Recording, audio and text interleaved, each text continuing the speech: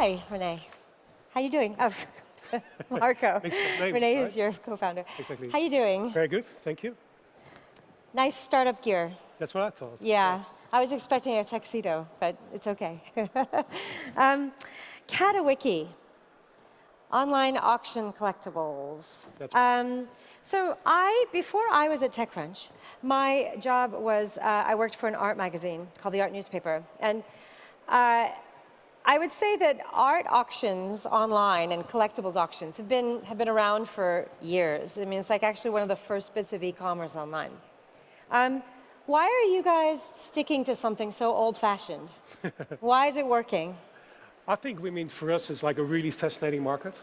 And there's also a lot of opportunity for growth over there as well. And we looked for a way how we can really make it different than things like eBay, for example. So we introduced the concept of auctioneers. So all our auctions are moderated by auctioneers. That really increases the level of quality as well. And I think that's the way how we can make a difference.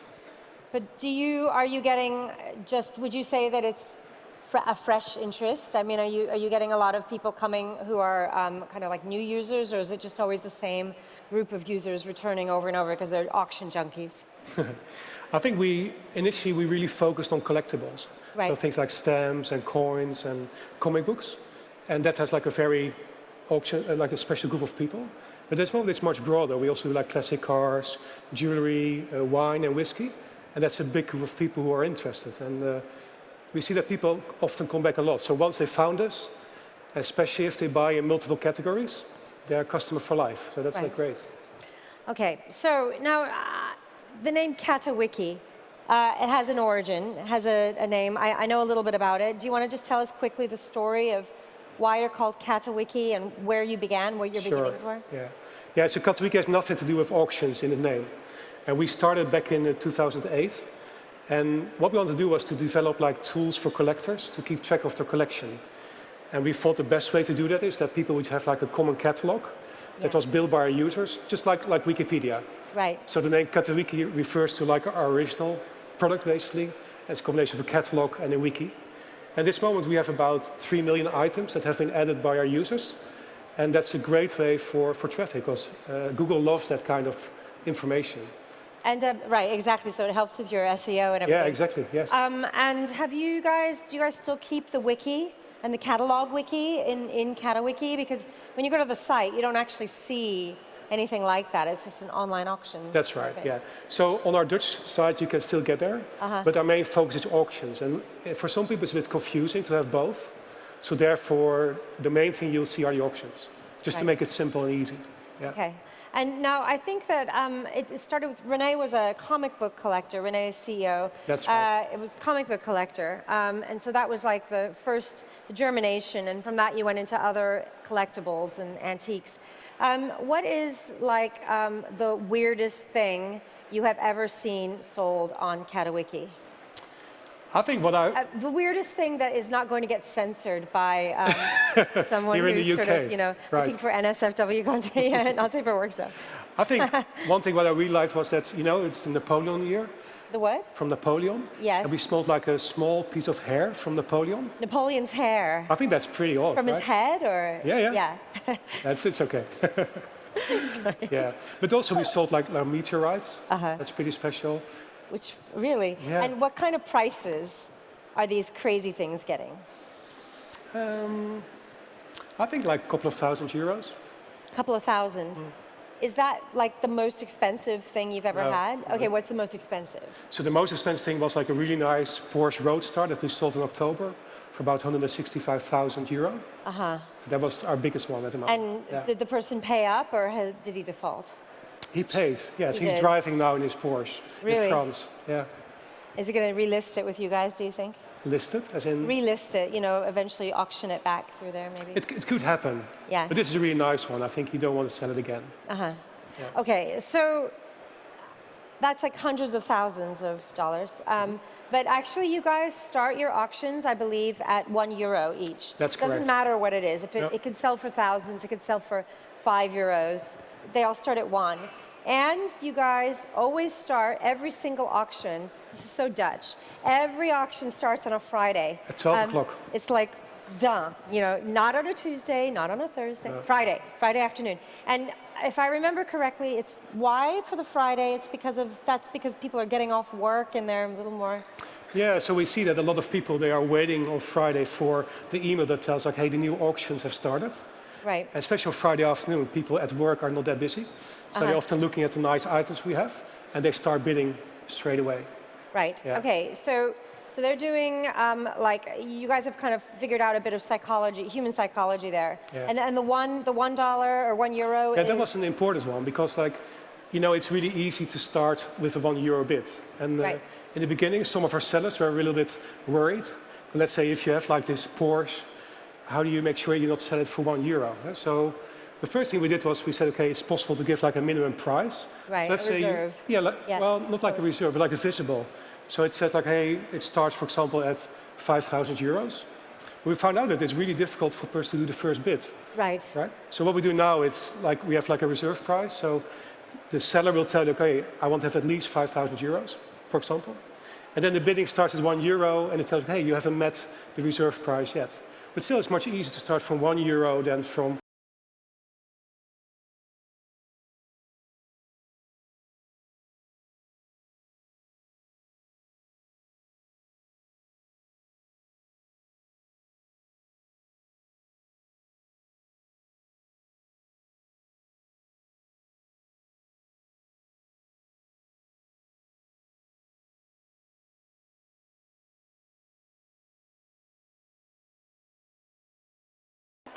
Are you guys using like human psychology in other ways? Are you trying to kind of build new features into the product that are like measuring how human behavior works? How does that work? Yeah, I mean, there's one big part about like the order of the items on the screen.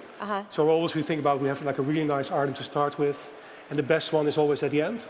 So you build up like some kind of tension on that. So that's an important one.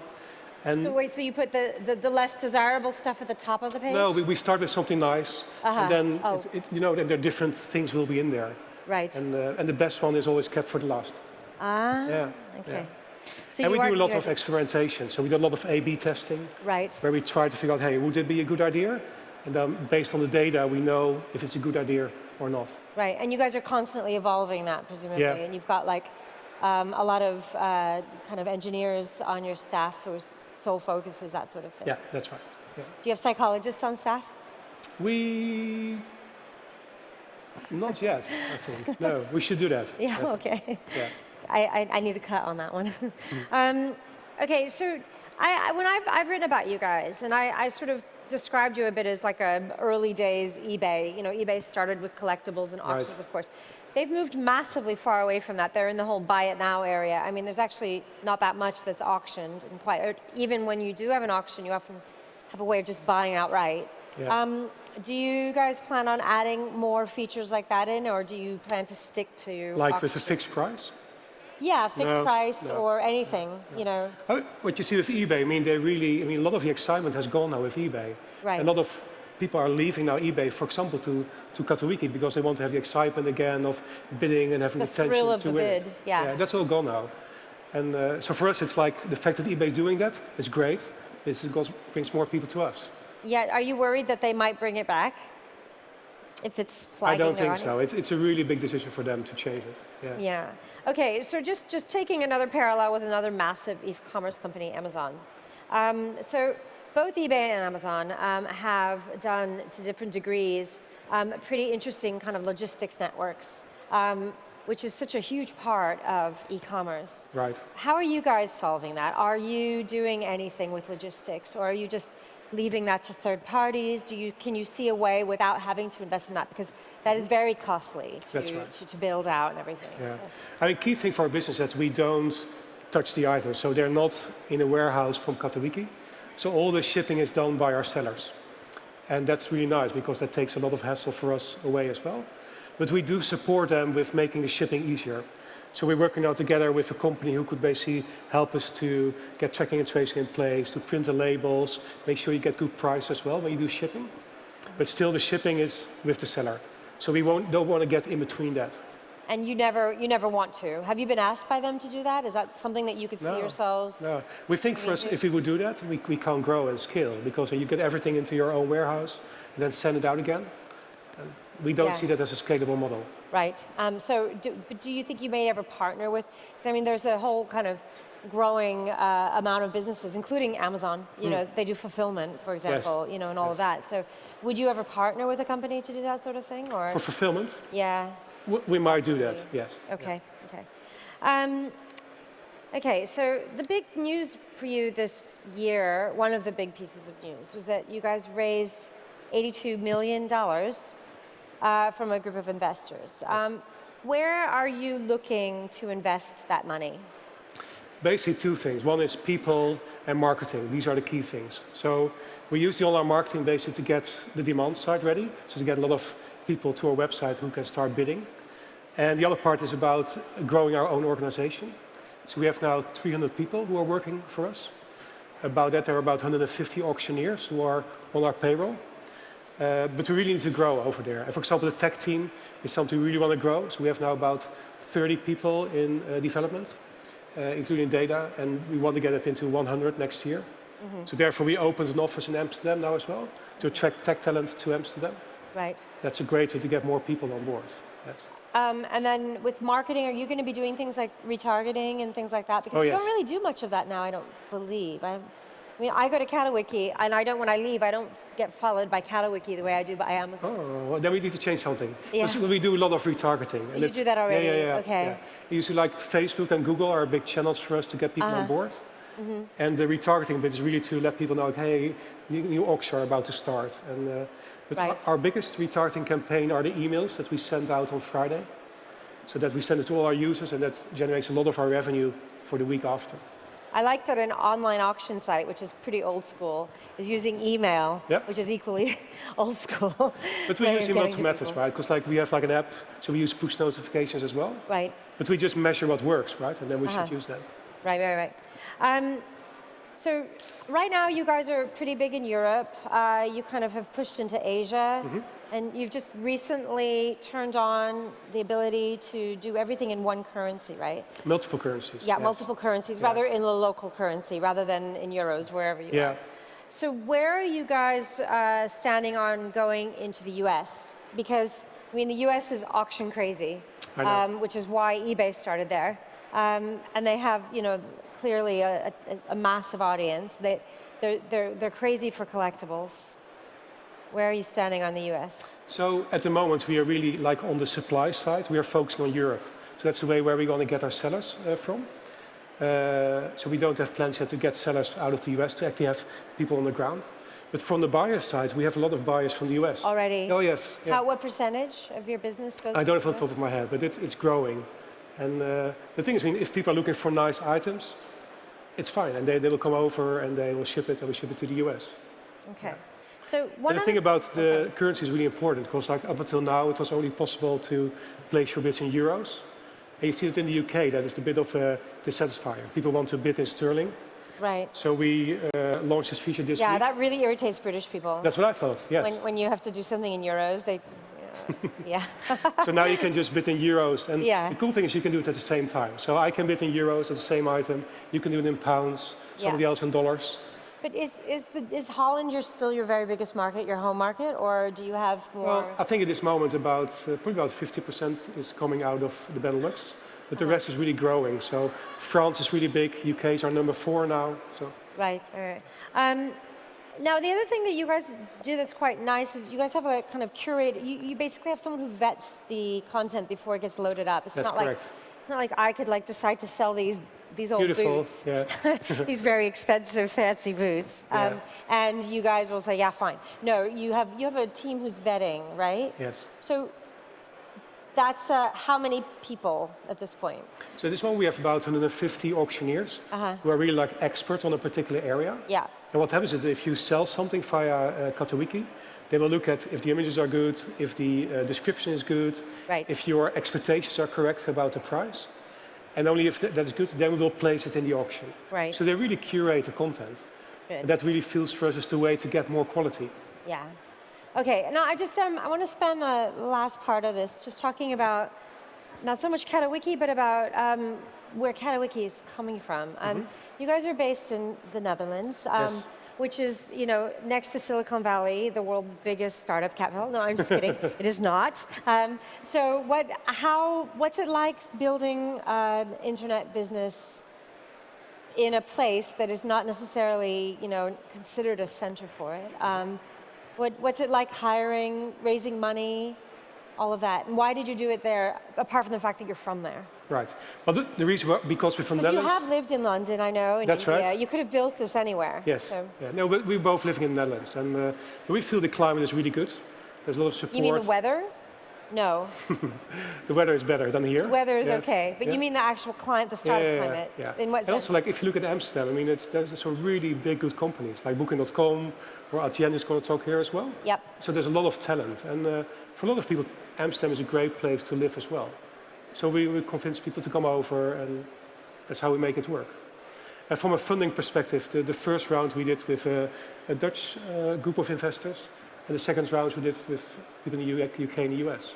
Was it hard to, speak to those investors though? No, I don't mean like phone them. I mean, do you feel that they were extra scrutinize you even more? I mean, there's one thing I meant to mention that's pretty incredible. You guys, 45,000% growth this year, is that right? That's right. Yeah, there was like a competition organized by Deloitte. Yeah. And they measure like what's your growth for the last 4 years. Yeah, and presumably that's not from €0 to No. 45,000 euros. No.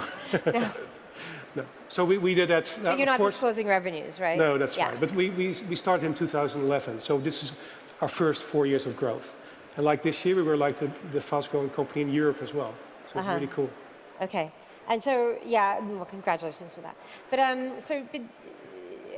what's it like when you're talking with those investors, from Holland? Are you needing to kind of convince them more, do you think? Or do you think if we talk as a Dutch company to like a UK or US investor? Like Excel, I believe is one of your backers. How is it, are they just as happy considering you? Do you feel like you have to fight more for a look in and for people to consider you than perhaps if you were from London here in Europe or I don't think so. San Francisco No, or whatever? I mean, they've been great. And I mean, they're really data driven. So in the end, the data is all what you have to show, and then it works. Do you think that they're more conservative on valuation because of where you are? You're not you're a little bit exempt from the hype? No. Or have you been a victim of the hype? I'm not sure. No, I think that's fine. That's good. Yeah. What's that? You mean if they have been conservative about the valuation? Yeah. I think the valuation was good. What is it? It's not revealed. Are you a unicorn?